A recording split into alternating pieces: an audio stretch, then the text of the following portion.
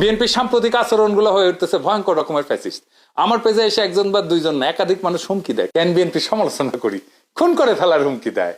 আওয়ামী লীগও হুমকি দিত ইনবক্সে, আর প্রকাশ্যে ওরা হুমকি দিচ্ছে 32 নম্বর ভাঙার পরে, কিন্তু বিএনপির কোনো ভয় ডর নাই, প্রকাশ্যে হুমকি দেয়। আমি আজকে একটা দেখাচ্ছি কি কারণে সে আমাদের দেশে আসতে দেবে না, বা আসলে বাইসা থাকতে দেবে না, ওটা ওরাই জানে। এরা ক্ষমতা আসলে কি করবে আল্লাহ মালুম। হ্যাঁ, আইডম থাকলে করে নিস রে ভাই, হ্যাঁ করে নিস, যে জিতবে ওই তো সিকান্দার হবে। হাইডম থাকলে তুই আমাকে দেখে নেবো, আমার হেডম থাকলে তো করে দেখে নেবো। এটাই রাজনীতি।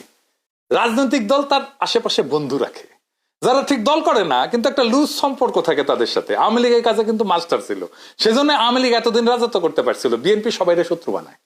এদের কর্মীদের রাজনৈতিক শিক্ষা এতই দুর্বল, এরা যখন দাবরানির উপরে থাকে তখন কেসো হইয়া থাকে, আর যখন ক্ষমতার গন্ধ পায় তখন নেকড়ে হইয়া ওঠে। যাই হোক, এগুলো নিয়ে আলাপ করবো পরে, নির্বাচন আসুক, ক্যাম্পেইন করে দেবো, দেখাই দেবো জনগণকে কাদের ভোট দিতেছেন, দেখেন কিছুই হবে না হয়তো, কিন্তু আমি খায় না খায় কন্টেন্ট বানাবো। শুধু আমরা যে গালিগুলো দিছে বিএনপির কর্মীরা, সেগুলো কম্পাইল করলে না 10টা এপিসোড হয়ে যাবে।